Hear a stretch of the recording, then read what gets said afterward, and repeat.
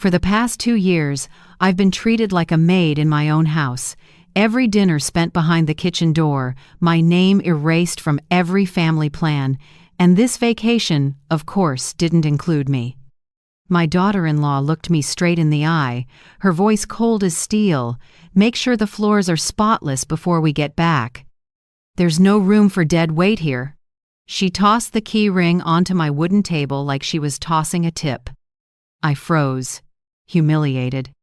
My son only shrugged, eyes glued to his phone as if he hadn't heard a thing. I no longer recognized the boy I'd raised on sleepless nights and the paycheck from my stationery shop. I swallowed hard and gave a bitter smile. I set the property folder on the table, right next to the keys. "Fine," I said softly. "I'll clean everything, especially the things you can't see." As the door clicked shut, I slid the deadbolt and picked up the phone to call someone they never imagined I still had in my contacts. On the other end, a short answer was enough to set everything in motion. This time, when they come back, it won't just be the floors that shine, those fake faces will be stripped bare, and my daughter-in-law will be the first to pay. If you're still listening, tell me where you're watching from. Every comment you leave is another mark in this journey. And if this story has touched you, don't forget to hit like so it can reach even further. My name is Eleanor Whitmore, 72, widowed for nearly 20 years. I spent my life working in a small stationery store, saving every dollar to raise my son and keep this house the place once filled with laughter, the smell of morning coffee, and my husband's singing. I'm not wealthy, but I'm proud that every brick in this home was paid for with my sweat and time. I used to believe love and patience were enough to hold a family together. Now, looking back, I understand. Sometimes kindness isn't met with gratitude, but with exploitation. That's what woke me up. I stood in the quiet kitchen, listening to the car door close and the engine fade, leaving a thick silence behind. The air felt so heavy I could hear my own heartbeat. On the table, Madison's key ring lay beside the property folder, the metal gleaming a cold strip of light. The house I spent half my life building, once my haven, my husband's, my little boy's, had become an echo chamber for orders. I looked around and saw proof of cruelty in every corner. Family photos moved to the basement, my husband's rocker shoved into storage, a living room filled with what Madison called modern pieces. Every trace of me seemed scrubbed away. She told me to keep the floors clean, not realizing she's the one who drained this place of warmth. I sat in the old chair by the window where my husband used to read the paper each morning. Outside, the lavender I planted carried on the breeze, the one thing Madison hadn't replaced with plastic. I closed my eyes and steadied my breath. For 2 years I'd endured contempt dripping like cold water, day after day, wearing down my pride. Soft words that cut sharper than knives. "Don't worry, I'll clean it myself," meaning I should disappear. Or, "You wouldn't understand this tech stuff," meaning I wasn't smart enough to weigh in. Ryan, the son I once believed was gentle, stayed silent. He chose the easiest route: look away. I excused him, telling myself he was stuck between 2 women. But this morning, when he let Madison humiliate me to my face without a word, I understood. He had chosen the other side. I got up and walked to the small safe in the corner. The gray metal box sat where it always had, a thin layer of dust marking the months I'd stopped caring. I turned the key 3 soft clicks, like waking the room. Inside, the papers were neatly filed: the deed to the house, savings passbooks, bank letters, every one of them in the name of Eleanor Whitmore. Not a line with Ryan's name, not a signature from Madison. I brushed the edge of a page, my fingers trembling. Everything they live on the house, the car in the driveway, the parties they throw, began with my sweat. And they dared call me dead weight. Shame rose, laced with anger, but I didn't want to cry. I'd done enough crying these past 2 years. Today, I felt only clarity. I pulled open a small drawer, took out my worn leather notebook, and flipped to the last page. In my own handwriting from 2 years ago, "Be patient for Ryan." I gave a small laugh. Patience up to today was more than enough. I drew a line under it and wrote, "It's time." The clock on the wall read close to 11 a.m. They'd be gone at least a week, Madison had told her. Friend on the phone, this trip was well-deserved after 2 years stuck with the old lady. I had exactly 7 days to reclaim what's mine, 7 days to start over. I picked up my phone and opened my contacts. At the very end sat the name Claire Porter, tagged "Do Not Contact." I stared at it for a long time. It's been 10 years since I heard my sister's voice. The last time we fought over money Ryan borrowed and never paid back, I chose silence out of shame and then kept it. But today, pride had no place. I took a breath and tapped call. 3 rings, then a calm, low voice. "Eleanor?" My throat tightened. I didn't know where to begin. "I need you," I said quietly. "It's about the house. It's big." There was a pause. I heard Claire breathing on the line steady, then she said, "I'm listening. Tell me everything." I told her no tears, no complaints. Just the facts. Madison, how she hijacked my space, how Ryan treated me like a ghost. When I finished, Claire was quiet for a long moment. "Finally," she said, slow and firm, "Eleanor, I told you once, silence isn't kindness. You're just handing over your power. That's enough. Now you're going to follow my lead, step by step. We have 7 days, no more." 7 days? The number rang in my head like a promise. Claire said we'd start with an inventory.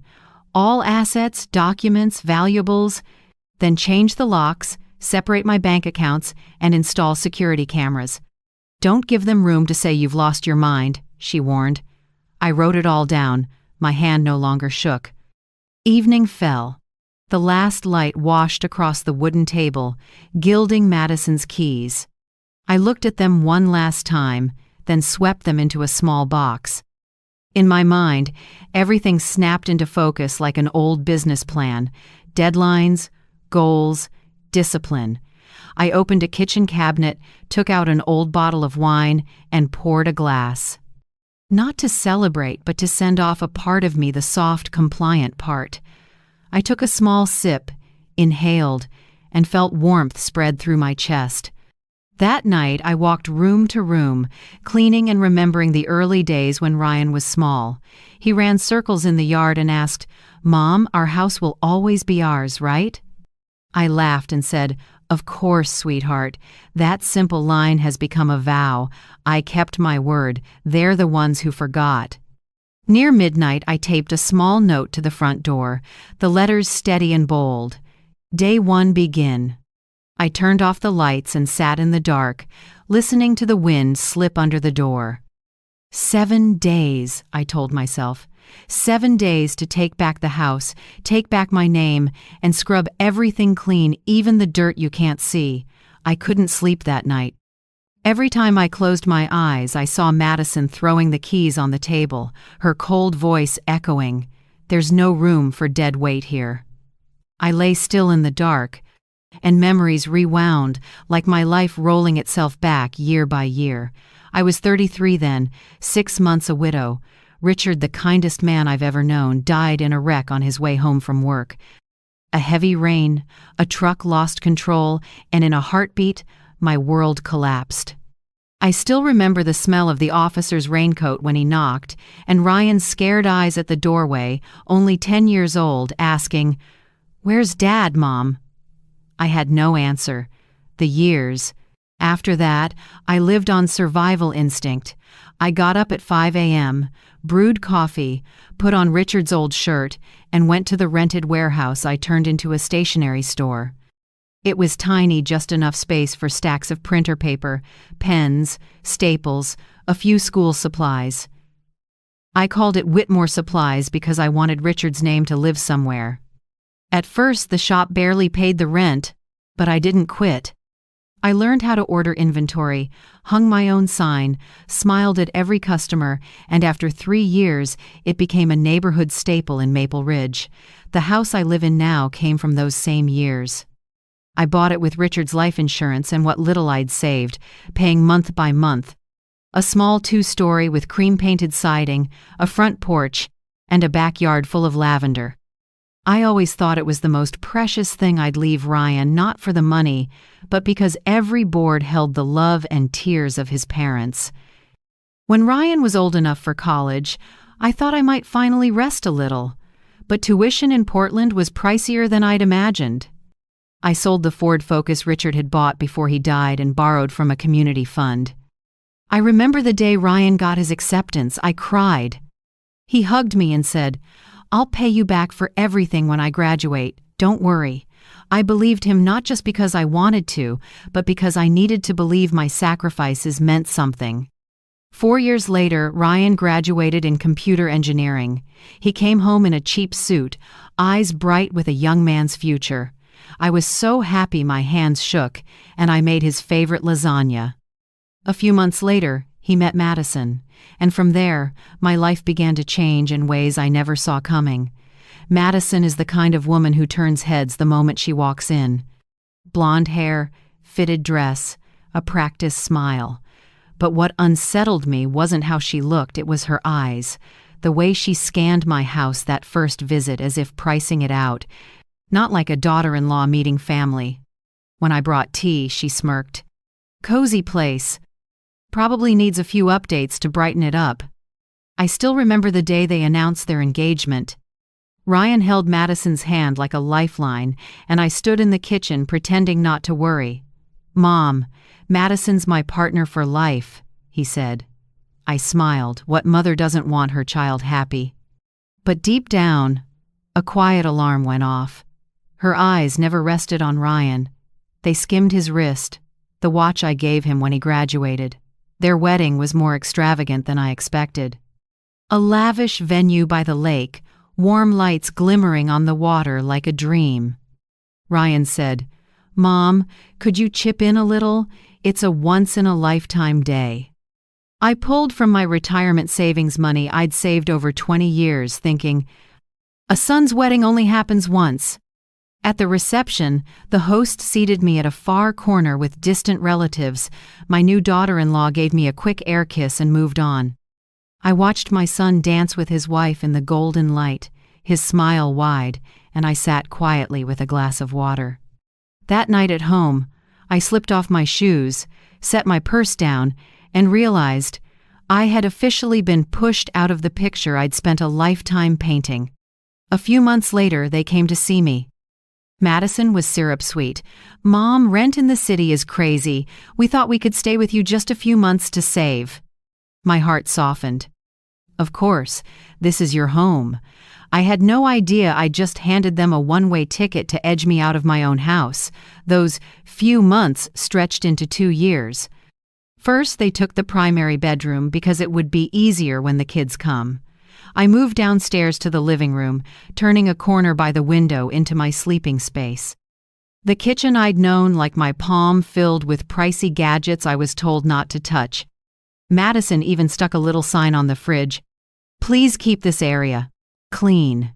It felt like a territorial marker.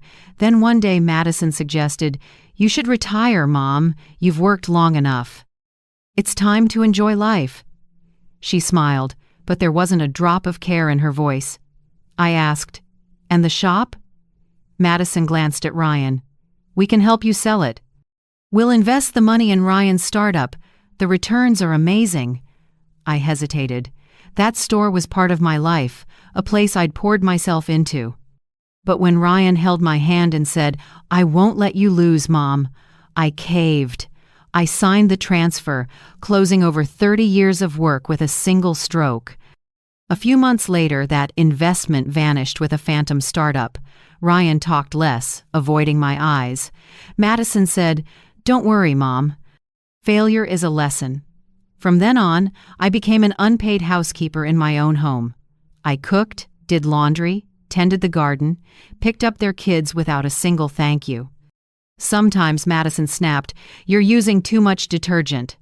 Or, "The floor's dirty. How many times do I have to say it?" Ryan stayed silent, like I had truly become part of the house, a part without a voice. Each night I sat by the window, streetlights spilling across the glass, and thought of Richard, of Whitmore Supplies, of the days Ryan ran around the counter laughing. Now they were memories. I, who had built everything, had faded not from death, but from being forgotten.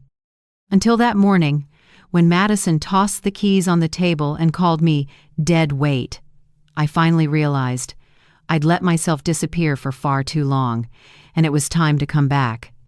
The next morning, the early light slipped through the curtains so gently I wondered if I was dreaming. The house was quiet, just the clock ticking, and the faint smell of old wood.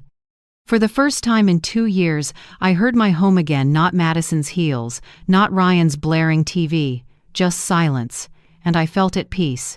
I went down to the kitchen, pulled open the bottom drawer, the one Madison never touched, and took out a small frosted glass jar. Inside was some coffee I'd hidden for 2 years. Hand-roasted beans from my old shop, the taste I loved but Madison called cheap, and it stinks up the kitchen. I scooped a spoonful and ground it in my old hand mill, the soft rattle filling the empty kitchen like a lullaby. The smell drifted up rich, warm like freedom. I took a sip, the bitterness on my tongue spreading warmth through my chest. A smile tugged at the corner of my mouth. This is my flavor, I thought. The flavor of a morning not ordered around, not cleaning up after anyone. I carried the cup to the table and opened the old leather ledger I'd kept from the shop. The cover was worn, the corners yellowed, but the first page still held the line I wrote in 1989, "Write down what matters." I turned to a fresh page and wrote the title in clear letters, "List of Mine." Then I stood and walked the house, the living room first. In the corner, Richard's rocker once sat where he read and rocked Ryan to sleep. Now there was a glossy Italian gray sofa, cold and soulless. I opened the storage room, dust billowed up, and there was the rocker under a plastic sheet. I wiped it down. The wood was sound, faintly vibrating under my hand. I wrote in the ledger, "Rocking chair Richard's mine," onto the dining room. On the floor stood a glass-top table, something Madison ordered for the look. I went around back and opened the old storage room. Under a blue tarp lay my pine table. I remembered when Ryan was 8, he scratched E plus R equals into it with a nail. I scolded him then, but that night I traced over it with pencil so time wouldn't erase it. I touched the carving. Fine dust clung to my fingertips, and my heart squeezed. I wrote, "Pine table with E plus R carving mine." I kept going to the kitchen. Pristine white china sat in perfect rows, each stamped with some pricey European brand Madison bragged about. I opened the bottom cabinet and found my mother's blue and silver dishes stuffed in a box, a few chipped. I wanted to cry, but held it in. I rested my hand on the box's edge, an apology for the dead. "I won't let them touch you again. Room by room," I wrote. Wedding photo replaced by abstract art. Pendulum clock battery removed. Mom's handmade vase cracked, shoved behind a fake plant. Each line in the notebook cut a little, but the more I wrote, the clearer it became. I was still here. I hadn't lost everything. In my old bedroom now, their primary, I stepped into the scent of expensive perfume. Everything was arranged neatly, coldly. I pulled open the nightstand drawer and found a bundle of papers tied with ribbon. Inside were printed emails. My stomach tightened. At the top, sender, Madison Clark. Recipient, Ryan Whitmore. I read, eyes locked on each line. "Ryan, I almost have your mom agreeing to sign full power of attorney. Just say it's for easier finances when she's frail. Don't worry, she doesn't understand any of this.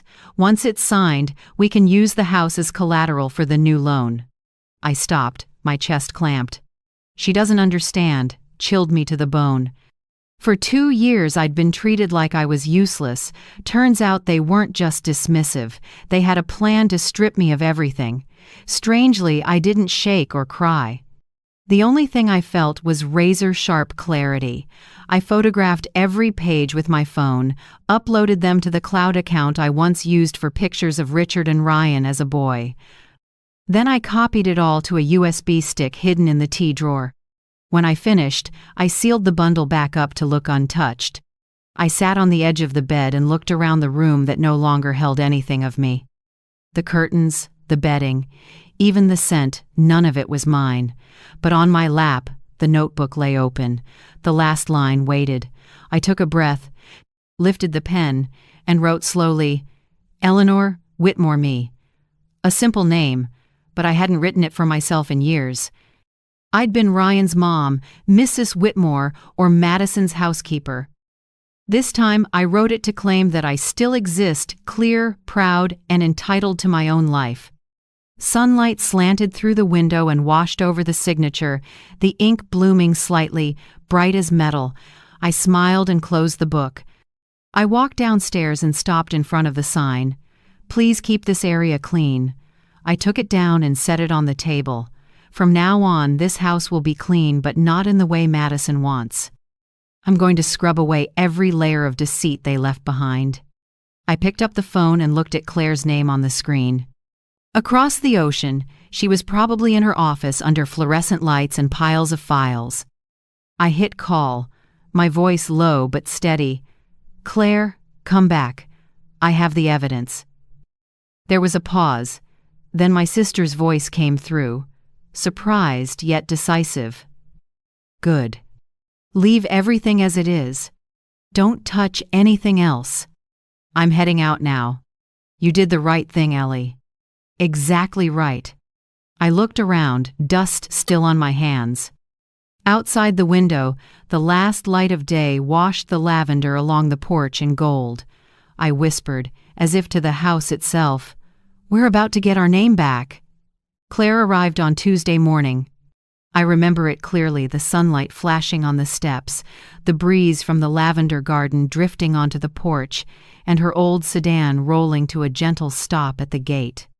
When the door opened, I barely recognized my sister. Her hair had more gray, but her eyes were the same bright, sharp, resolute. We stood there looking at each other for a long moment. Without a word, that one hand clasp erased 12 cold years between us. My throat tightened, and the only thing I could manage was, "Thank you for coming." Claire smiled, and for a second I felt young. Again, like when we sold at the town fair together, splitting a toasted sandwich between us. We sat in the kitchen. I made coffee, the kind I'd hidden away. Claire took a sip and nodded. "You still taste like you." Then she set her briefcase on the table and opened a thick file. "Now tell me everything." I told her the whole story, from the day Ryan and Madison moved in to the moment I found the emails. Claire didn't interrupt. She just took notes, nodding now and then. When I finished, she was quiet for a beat, then said, "I suspected as much. He owes me $7,000, hasn't paid a cent." I froze. "Ryan owes you? Since when?" "About 3 years ago," Claire answered evenly. "He said he needed money to invest in a startup. I believed him, so I lent it. Then Madison called and told me not to meddle in their private family matters. She even said, 'People like you just make things messier.'" Claire shrugged. "Last time I went to their apartment, Madison threw me out at the door." A heavy ache pressed in my chest, not just because of the debt, but because my son let his wife insult his own aunt. Claire laid a hand on my shoulder, her voice softening. "Don't cry. We have to stay clear-headed. What matters is, you're still in control." She pulled out a copy of the deed. "I checked," Claire said, pressing a finger to the bold line. "Sole owner, Eleanor Whitmore. They have no legal rights at all. Ryan and Madison are verbal guests. No contract, no agreement. You have full say." I exhaled, part relief, part a lump I couldn't swallow. "I don't want this to become a war." "Sometimes, to protect yourself, you have to be ready for a war," Claire said. Her voice wasn't harsh, just firm enough to steady me. We started a plan. Claire opened a notebook and split the page into 2 columns, to do and done. First line, she wrote, "Replace all locks." "Not just the front door, back door, garage, and the cellar," she said. "Madison might have a spare. We're not leaving a single way in." Second line, "Reclaim the primary bedroom. You need your space back. Box up their things and store them neatly. Don't break or throw, just erase their footprint upstairs. Next, prepare a room rental agreement." Claire said, "If there's an actual tenant, you'll have a lawful witness and avoid any claim you seized the house." I nodded. Each line she wrote pulled me back into feeling like the owner of my life. That afternoon, we went to the bank. Claire led, I followed. The young teller scanned the file and frowned when Ryan's name appeared as an authorized user. "Would you like to keep the additional card active?" "No," I answered calmly. "Cancel it right now." I signed the cancellation, changed every PIN, and turned on text alerts for all transactions. I watched my phone as the confirmation popped up. "Additional card has been deactivated." Just a tiny line of text, but my heart felt lighter. For 2 years, I didn't know how many times Ryan had withdrawn money to help Mom with the bills. Now no one could touch my account. Leaving the bank, Claire said, "Next step, financial safety." We stopped at another bank across town and opened a new account. I moved all my savings there, keeping only a small amount for expenses. Every document was copied, stamped, and slipped into its own envelope. "Hide it where they'd never look," Claire said. "I know Madison, she'll tear the place apart." That evening, we spread everything on the living room table. Claire went through each detail, from the deed to the utilities. I hadn't expected her to still be as meticulous as when we were young.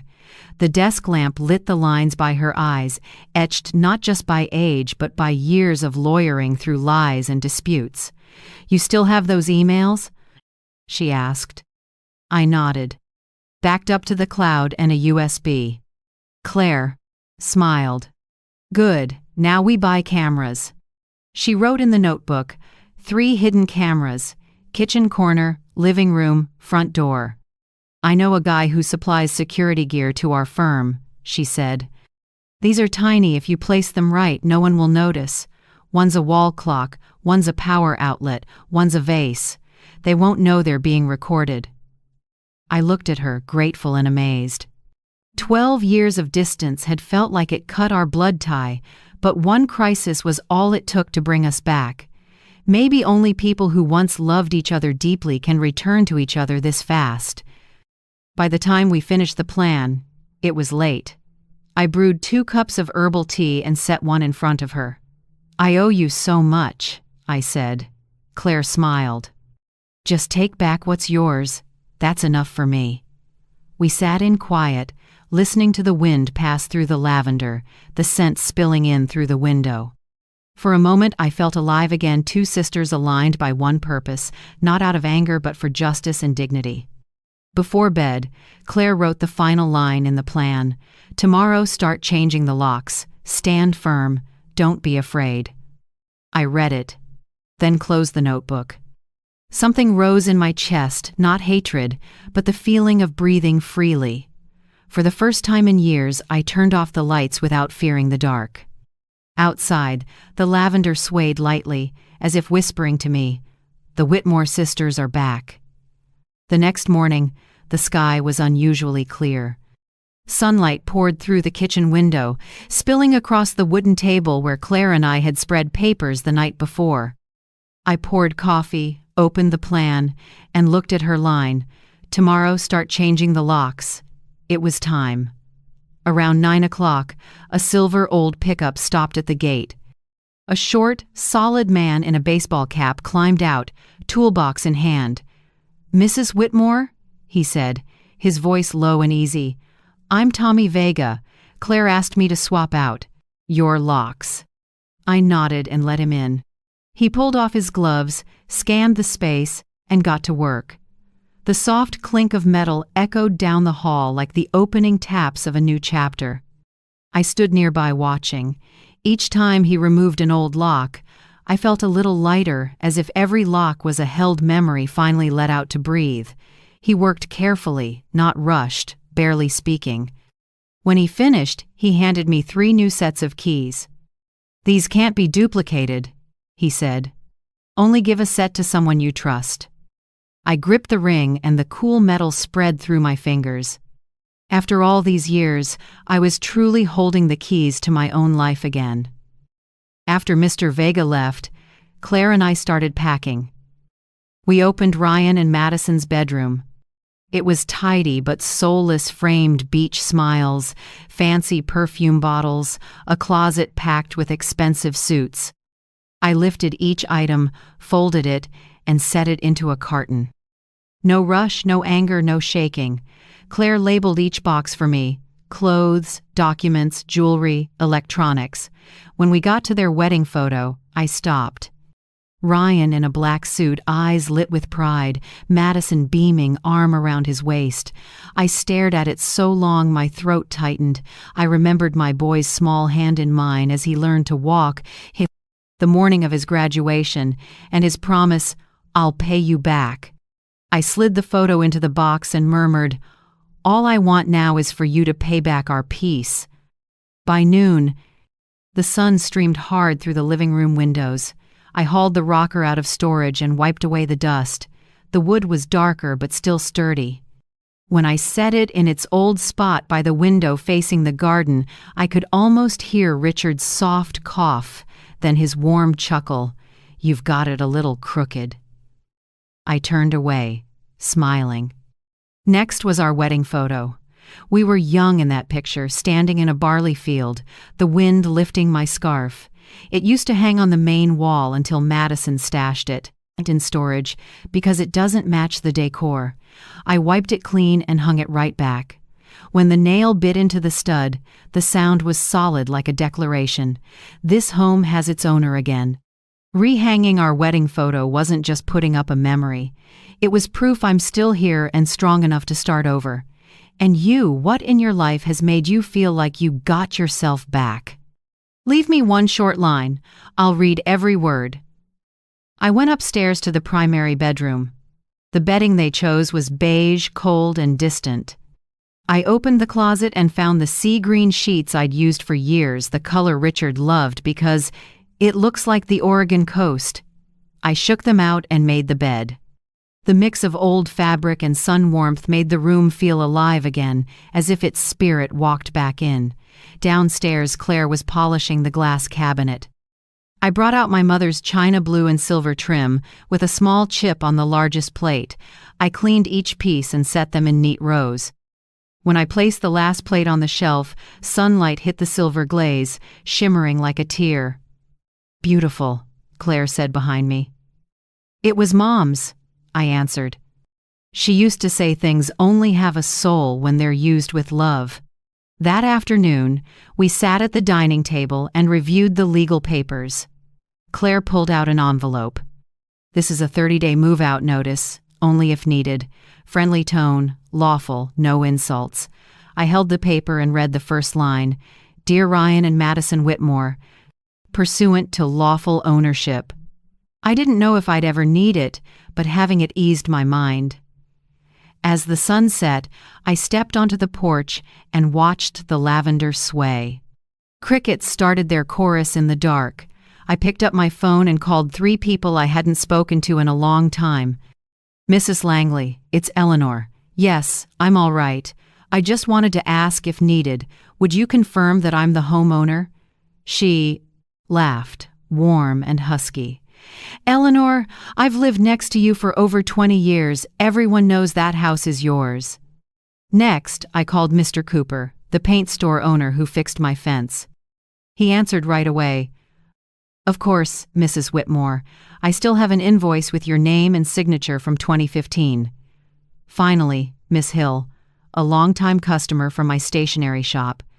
She said gently, "Don't worry, I'll testify if needed.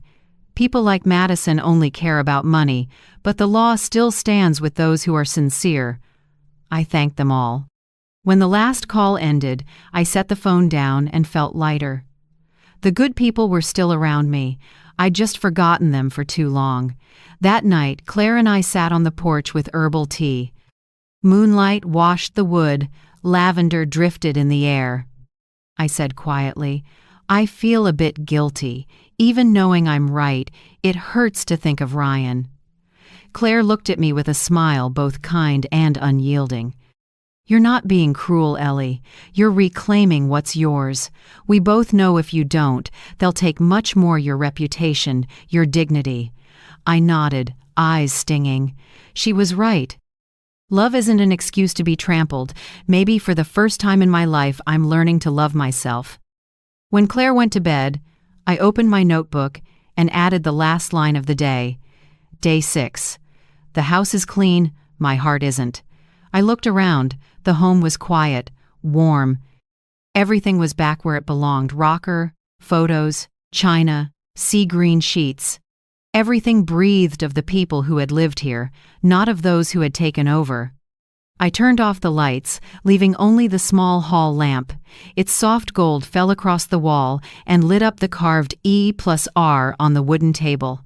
I touched it and smiled. Do you see it, Richard? I whispered. Our home finally came back to us. Sunday morning sunlight slipped through the white curtains and painted the kitchen gold. I just poured coffee when I heard a car at the gate. Claire stepped out, rolling a small suitcase, and beside her was a young woman, petite, brown hair in a high ponytail, eyes bright like she was always smiling. Eleanor, this is Samantha Ruiz, Claire said. She's interning as a nurse at the city hospital and needs a room nearby.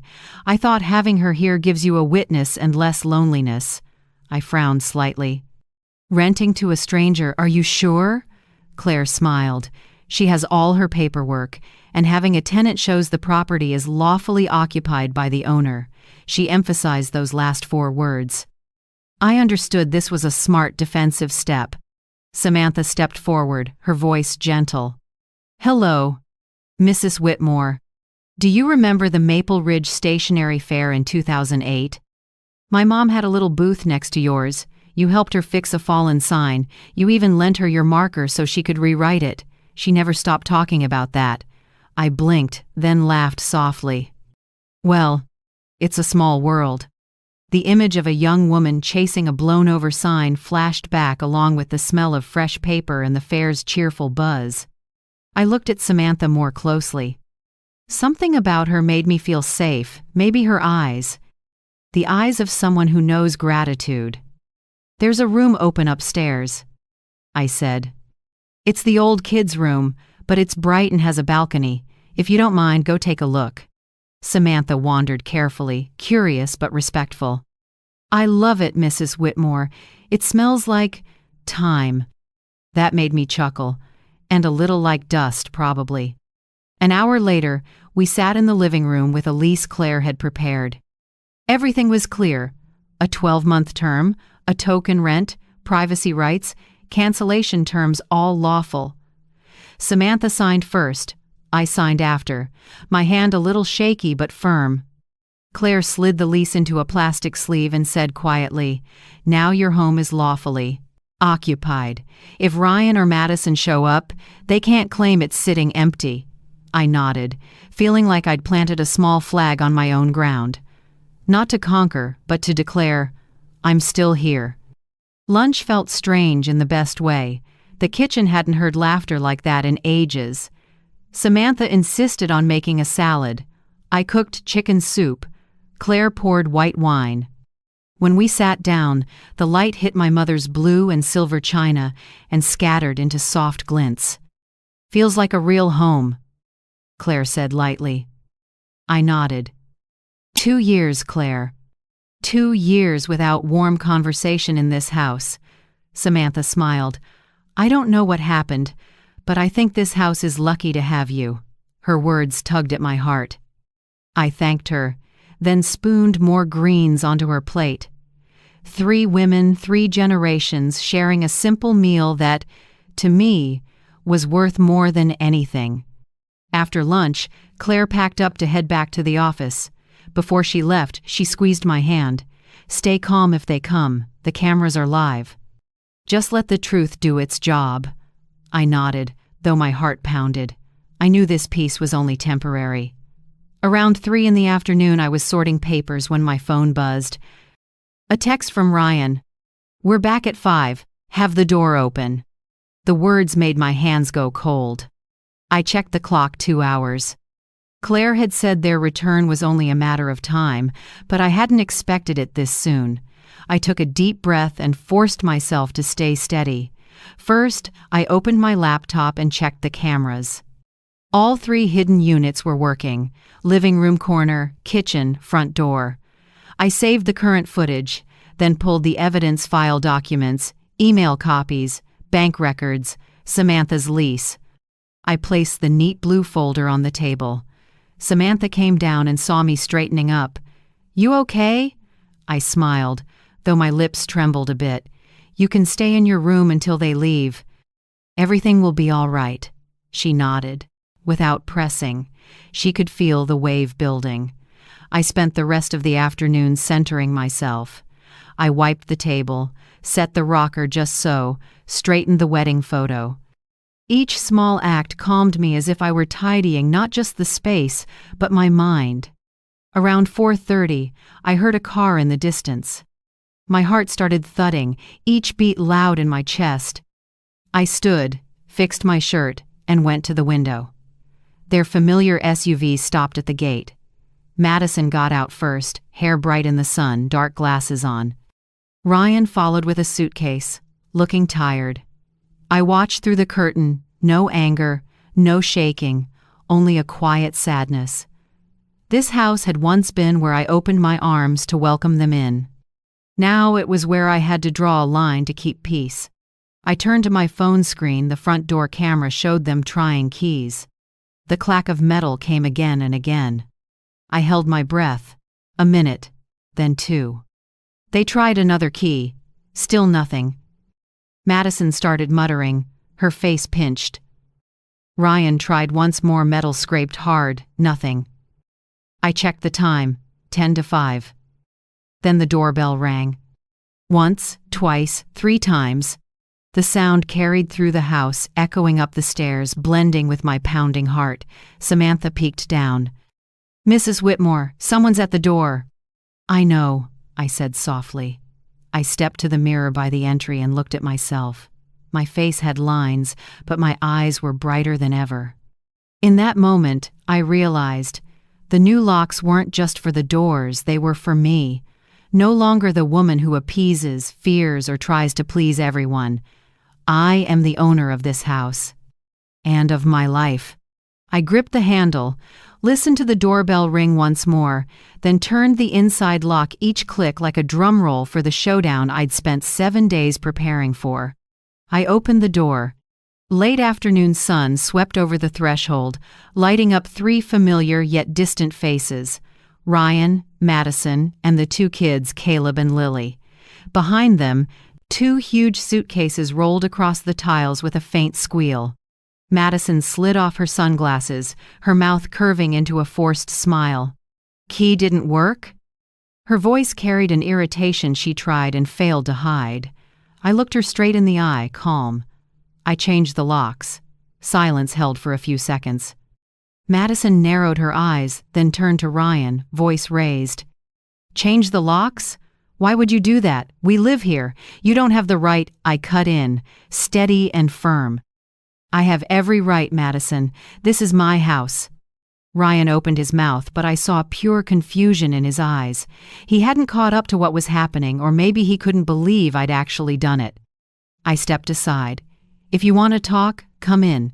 But talk only, no scenes." Madison dragged a suitcase over the threshold, its wheels scraping the freshly cleaned wood. Ryan followed, the kids holding hands, wide-eyed. The moment they entered the living room, Madison stopped dead. Inside, Claire sat in Richard's rocker, a file folder in her hands.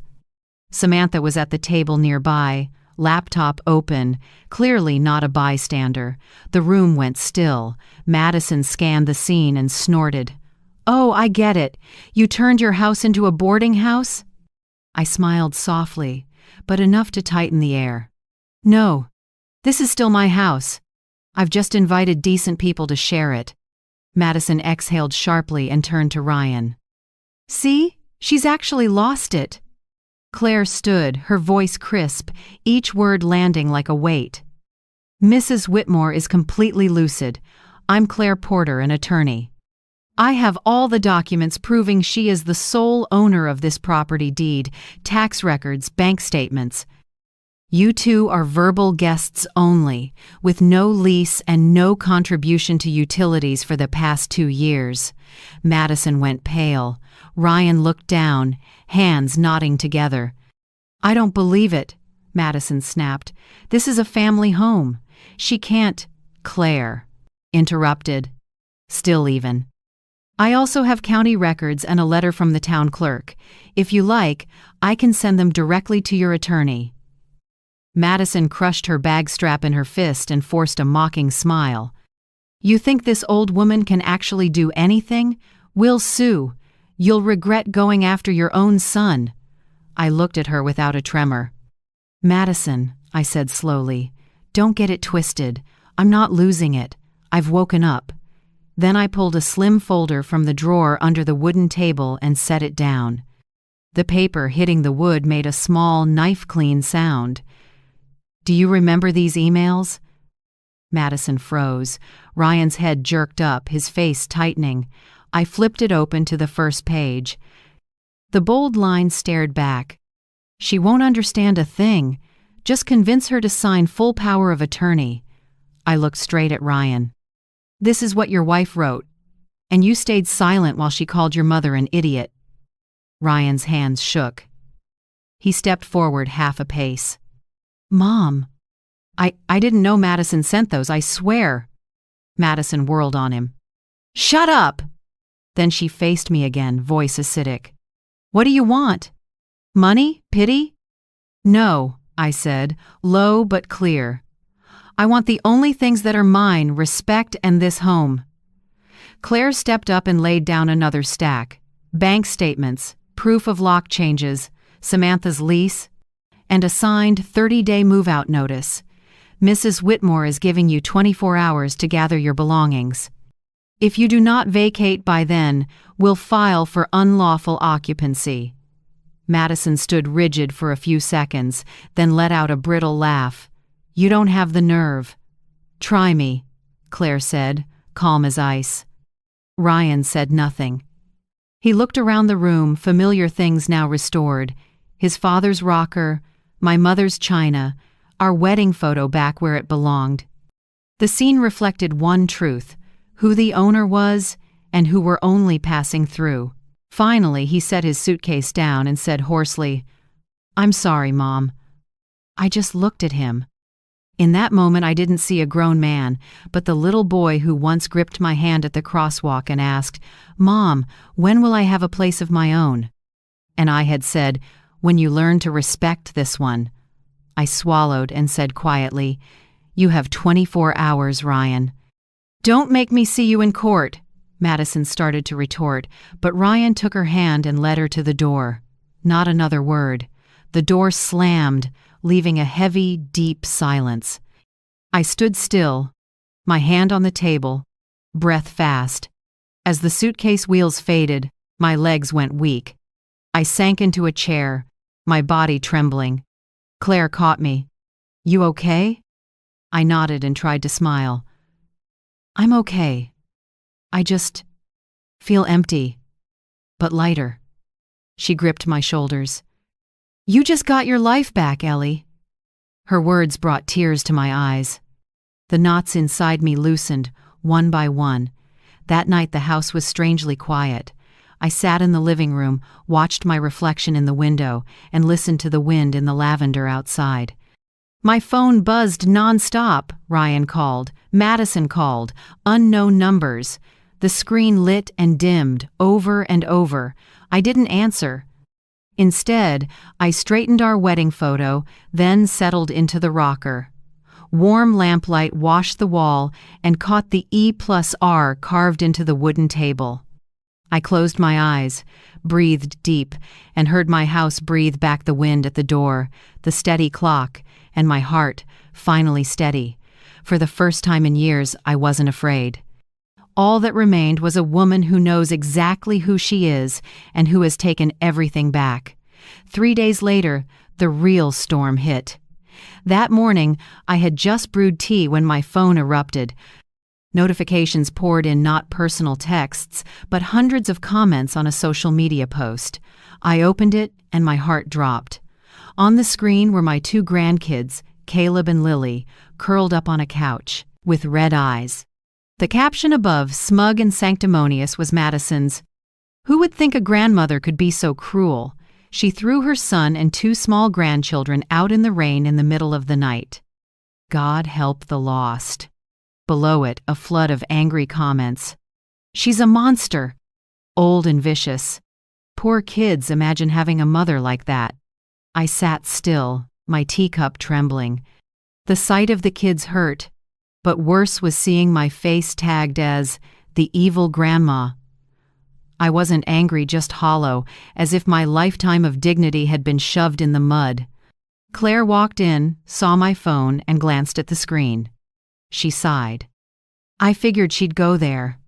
I said softly, if people believe this, I lose everything. No one needs proof, just a story. Claire put a hand on my shoulder. Then we'll give them real proof. By afternoon, the neighborhood knew. A kind neighbor called, voice apologetic. Eleanor, I heard Ryan say you're not well. They're telling people you're having mental issues. I was quiet for a few seconds, then said, thank you, I understand. When I hung up, I looked at Claire. They're manufacturing a narrative. Exactly, she said. Quickest way to discredit someone is to call them crazy. But don't worry, we'll shut it down with paper and signatures. That night she sent me the contact for a respected psychologist doctor. Patricia Green, 30 years experience, often testifies in court on capacity. Next morning I went to the clinic. The room smelled of pine and chamomile tea. Doctor. Green was about 60, silver hair, kind but sharp eyes. She invited me to sit. We'll just talk a bit, Mrs. Whitmore. No need to tense up. I just want to see how you're really doing. The evaluation lasted 3 hours.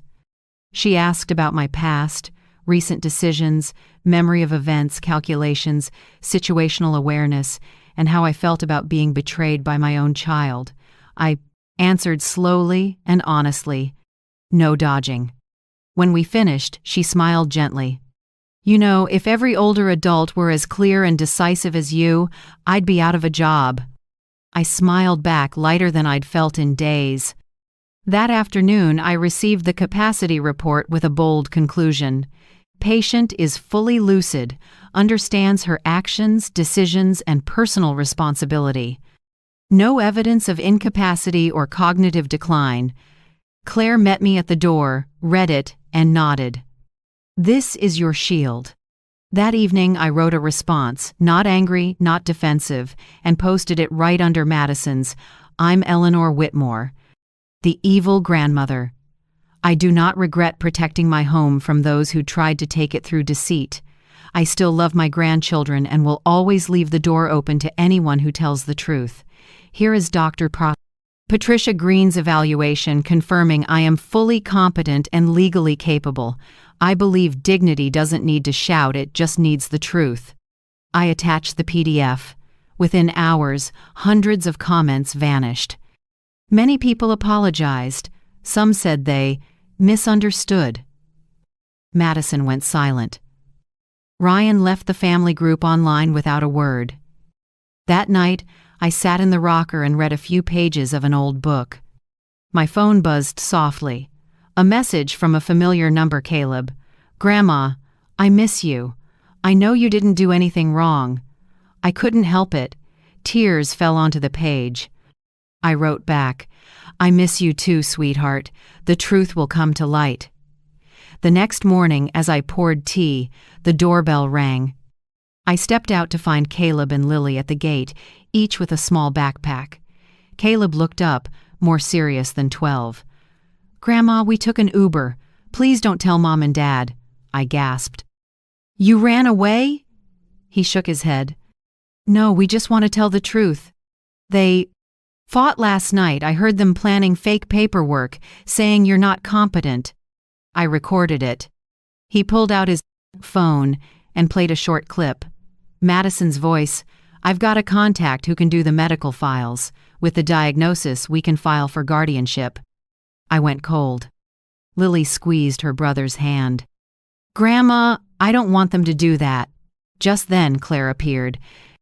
She listened once, then said quietly, Save that recording. This is living evidence. She opened a new recording app and had Caleb recount everything. Date, time, details, location. He spoke clearly, voice shaky but firm.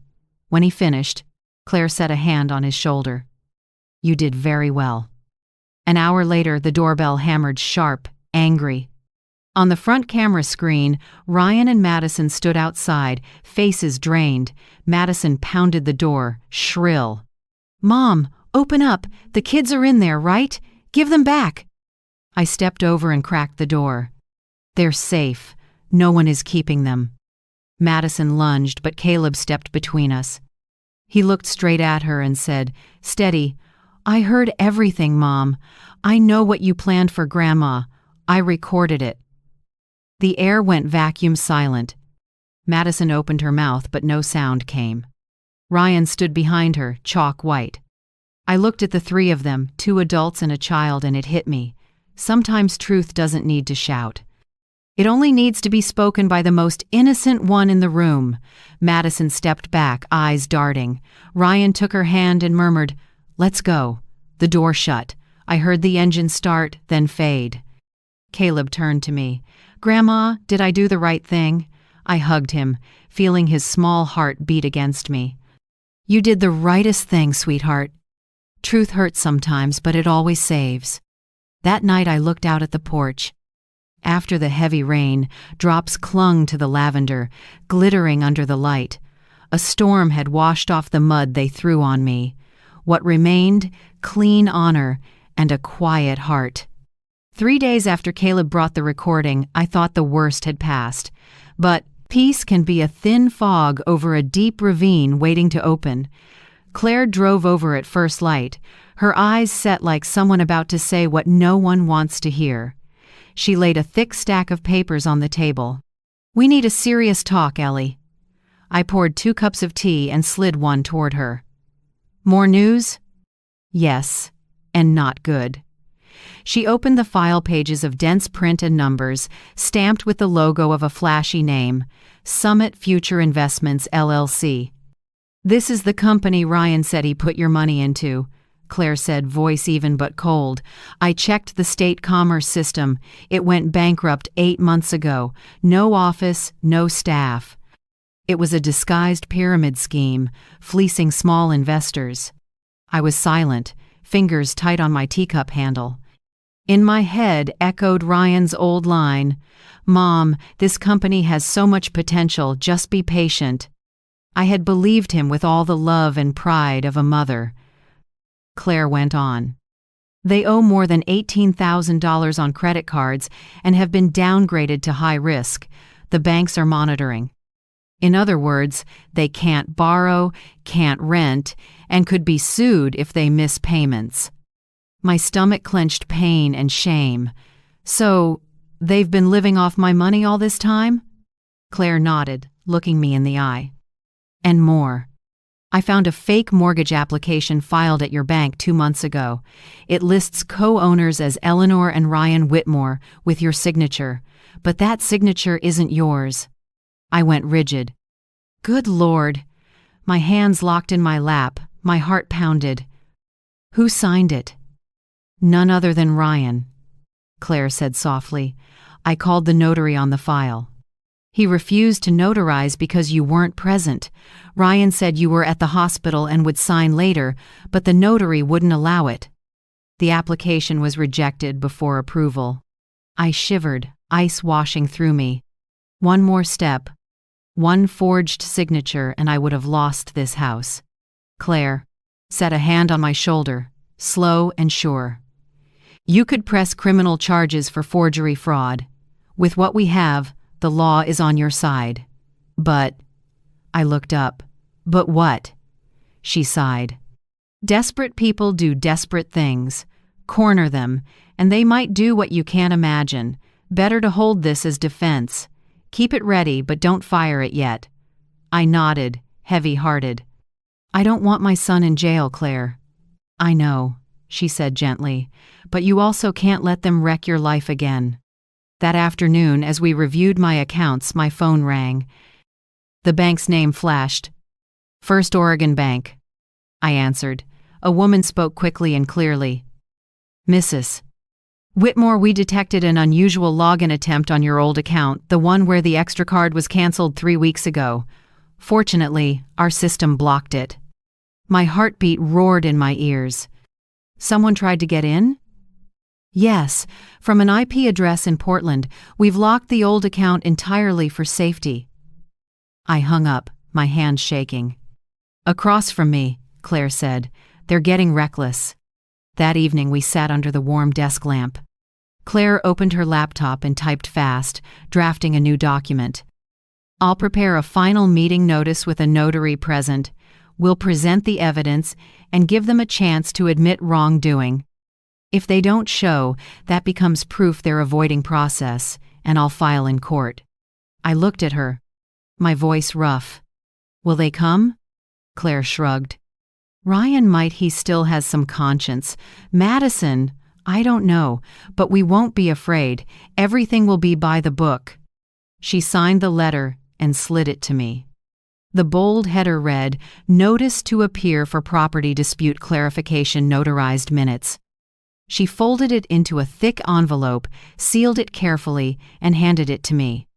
Send it by express to their temporary address. I tracked down the place they're renting. It'll arrive in 2 days. I held the envelope, and a hard-to-name feeling rose in me. Not anger, not hatred, a deep tiredness, mixed with pity. I once thought I could save Ryan from that marriage. Now the only thing I can save is the truth. Late at night, after Claire left, I sat alone in the living room. Moonlight hit the window frame, casting my shadow on the wall, a silver-haired woman with deep-set eyes, but with one thing still intact, will. My phone pinged, a text from Ryan. I'll come. 10 a.m. on Thursday. Let's settle this in one talk. I stared at the short line and felt my throat tighten. I knew this meeting wouldn't be easy. It could end everything or start again, but in a different way. I walked to the wedding photo, straightened it, then turned to the wooden table. The notebook lay open to a fresh page, and I added a line. Day 9, truth is no longer a shadow, it's stepping into the light. I couldn't sleep that night. I sat in the rocker, listened to the clock tick, and pictured the morning to come. Ryan's face, Madison's evasive eyes, and the heavy silence between 3 people who used to be a family. I knew that when the living room door opened again, it wouldn't just expose the truth, it would shatter the last illusion of the ever-gentle mother I'd clung to for half my life. 10 a.m. Sunlight slanted through the curtains, laying a soft, silk-like band across the wood floor. The living room was unusually quiet, not the place where I used to pour tea, clean up, or quietly endure barbed comments. Today, it was the round table of truth. I sat beside Claire. Across from the notary, she'd invited stern posture, round glasses gleaming with the window reflected in them. In front of him sat a small recorder, a sealed file, and 3 cups of coffee steaming lightly. I checked the clock, 10:02. A car sounded in the driveway. Ryan entered first. His eyes were tired, hair messy, face hollow like someone who hadn't slept. Behind him came Madison, quick and brisk, her expensive cream coat at odds with her rigid expression. I stood and nodded a greeting. No one spoke. Claire broke the silence, calm voice steady. Thank you both for coming. Today's meeting will be recorded and notarized. The entire proceedings will be kept to protect both parties' interests. The notary nodded and pressed a button. A soft beep. Claire opened the file. First, she said, I'll read a list of Eleanor Whitmore's expenses over the past 12 years related to you two. She turned pages, her voice clear. College tuition, $18,000, paid through Oregon State Bank. Wedding costs, including venue, dress, and family gifts, $7,200. Startup investment wired directly to Ryan Whitmore and Madison Lopez on April 3, 2022. $5,000. Total. $30,200. No one spoke. Only the notary's pen clicked softly across the page. Claire continued. None of this was repaid. This is not an accusation, it's proof that Eleanor has not been living off you. On the contrary, she's been supporting you with her trust. Madison let out a thin laugh, cutting in. Oh, come on, we didn't come here for a victory lap. Claire didn't react. She pulled another packet. Next is evidence of attempted forgery. She opened her laptop and displayed a copy of the email Madison sent Ryan. She won't understand a thing. Just convince her to sign full power of attorney. Then she played Caleb's recording the boy's clear voice, recounting how his parents planned to fake documents. Madison's face drained. Ryan bowed his head, hands clenched between his knees. Next, Claire presented the psychological evaluation signed by Dr. Patricia Green, confirming I was fully competent. Finally, a letter from the bank confirming an attempt to access my account without authorization. Each paper landed on the table like a quiet blade. No one spoke for a full minute. Only the clock ticked slow and heavy. Madison broke first, her voice bitter. What are you trying to build here? Revenge? I looked at her, calm. You think using my house as collateral is a joke? It was a joke, Madison shouted, her pitch slicing the air so sharply the coffee cups trembled. We were just testing if the bank would say yes, nobody signed anything. I stood, my hand shaking a little but my voice steady. To someone else, maybe that's a joke. To me, it's my life. It's where my husband laid every brick. It's where I raised my son. No one gets to joke with my entire life. Ryan looked up, eyes red. He spoke softly, almost shaking. Mom, I'm sorry, I really am. Madison turned, stunned. What are you doing? But Ryan didn't look at her. He went on, voice cracking. I've been stupid. I let her pull me into a hole. I know you're right, Mom. I regret it. Madison bolted up, voice cutting cold. Don't be pathetic, they staged all of this. Ryan turned to her, eyes wet. Madison, stop. I filed for divorce this morning. The air shattered. Madison went mute for a few seconds. Her face went from white to red, then she grabbed her bag, spun, and stormed out. Her heels stabbed the floor with every step. The door slammed so hard, the painting on the wall rattled. Only 3 of us remained, plus the wind whispering at the door. Ryan sat still, hands covering his face. Claire nodded at the notary. He wrote a few final lines, then spoke clearly. Minutes recorded, confirming both parties agree to terminate any right to occupy Mrs. Eleanor Whitmore's home. Keys are surrendered. Ryan opened his bag, took out the old key ring, and set it in the center of the table. The metal hit the wood with a dry click. I stared at those keys for a long time. Each one had once opened youth, opened trust, and now closed out every illusion. I stepped closer and put a hand on my son's shoulder. Ryan, I forgive you, but forgiving doesn't mean forgetting. I will never let anyone, not even you, cross this line again. He lifted his head, tears running, the child he'd been showing through in the dim light. I understand. I just want you to be at peace. I nodded gently, no anger left, only a tender sadness like mist after rain. The notary packed up. Claire stood to shake his hand. When the front door closed behind them, I realized how quiet the house had become. I walked the hallway, fingers grazing the wedding photo and the faint mark where an old nail used to be. Everything around me seemed to return to its right place, no loud voices, no heels clicking, no cold contempt. I sat in the rocker, breathing slow and deep. For the first time in years, I breathed freely, not because someone left, but because I finally stood up for myself. Outside the window, lavender swayed in the breeze. Noon light stretched across the table where the keyring had just been returned, a small shimmer, proof that sometimes justice only needs the steadiness of an old woman who knows she's right. The next spring, Maple Ridge began to glow again after a long winter. Lavender bloomed along the fence. Bees drifted lazily around the new pots I'd planted.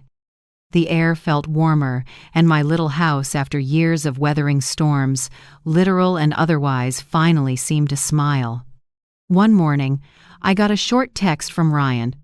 "Mom, I just got a job at Mr. Bailey's hardware store. 5 days a week. The pay isn't much, but I feel peaceful." I read it over and over.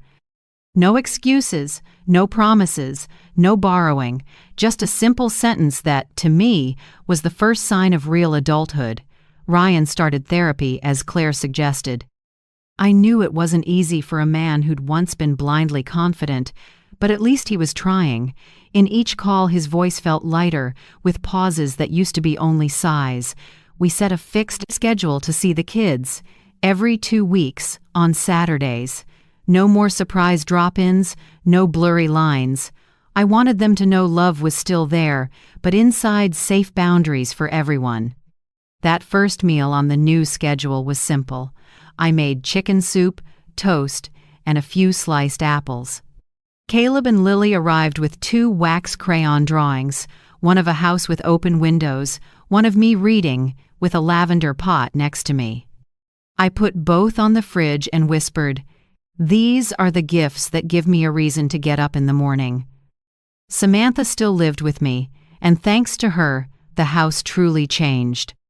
One afternoon in March, as we brewed coffee, she said casually, "Mrs. Eleanor, the garage is big. It's a shame to leave it empty. Why not do something fun with it?" I laughed. "You want to open a coffee shop?"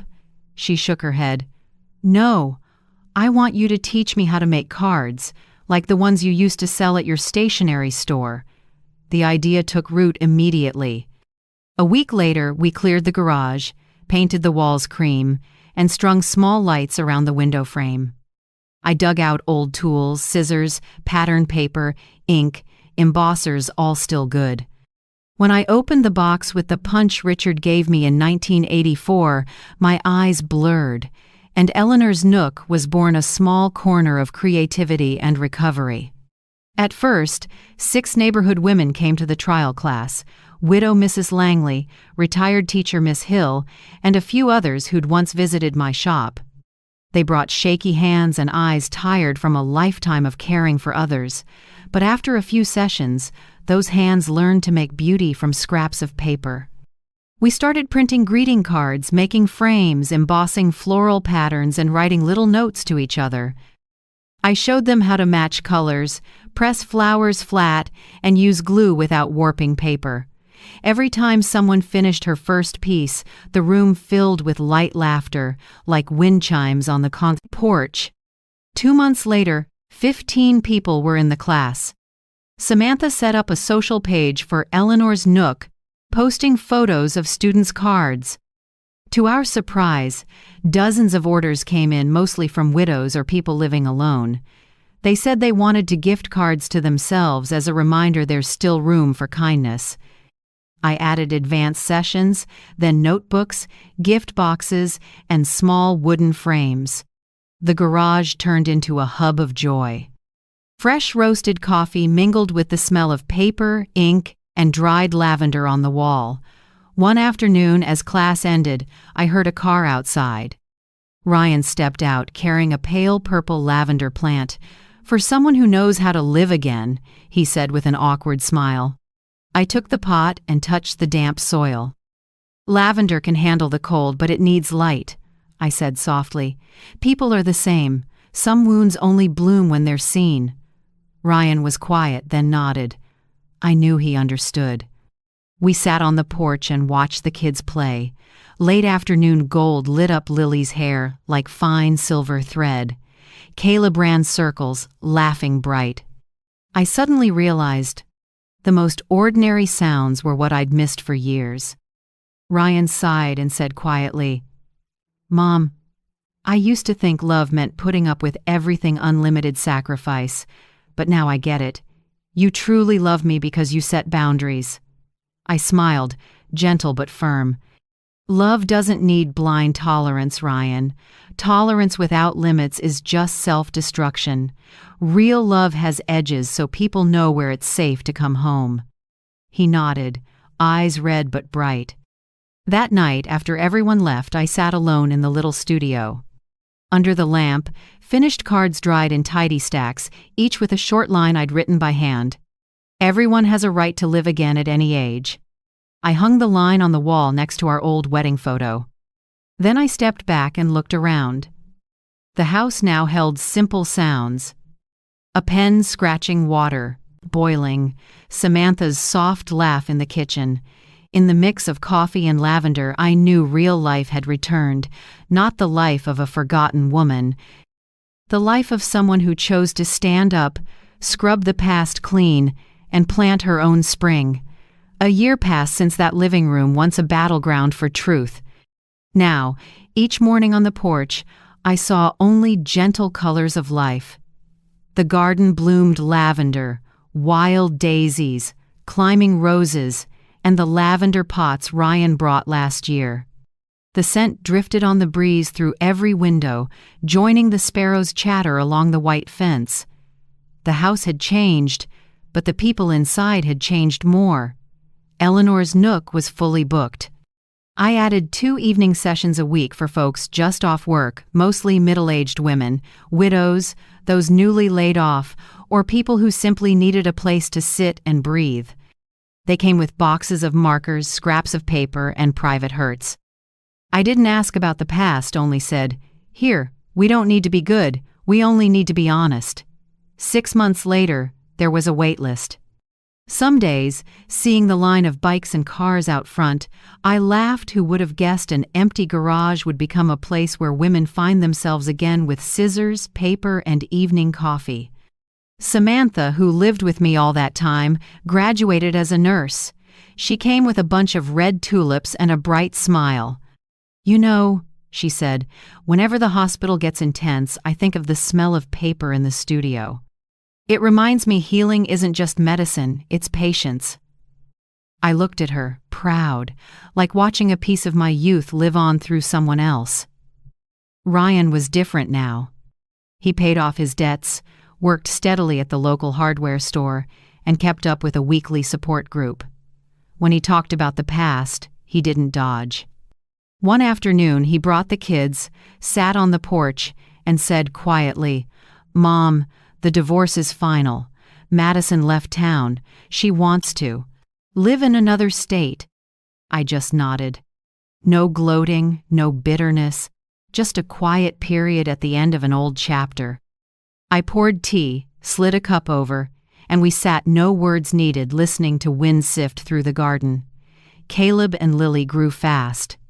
One day, Lily ran up with a crayon drawing, a house filled with light, a silver-haired woman in a rocker in the middle of the garden. "I drew you," she said, "because you're the keeper of the light." I hugged her, crayon smudged my shirt, and I didn't bother to wipe it. As for Caleb, in a school interview, when asked, "Who's the bravest person you know?" he answered, "My grandma." She stood up when everyone told her to be quiet.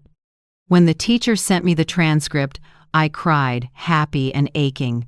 Courage, I thought, is sometimes just saying no when everyone expects you to nod. In the mornings, I read the paper on the porch and watched the studio get ready for new arrivals. On the garage wall, I hung a small wooden plaque, hand-carved, "Eleanor, the woman who reclaimed her home and herself." Every time I saw it, I smiled. Not from pride, but from knowing I got through it without losing my dignity. I realized happiness isn't in the years gone by, the sacrifices, the hurts, the clinging to what's lost.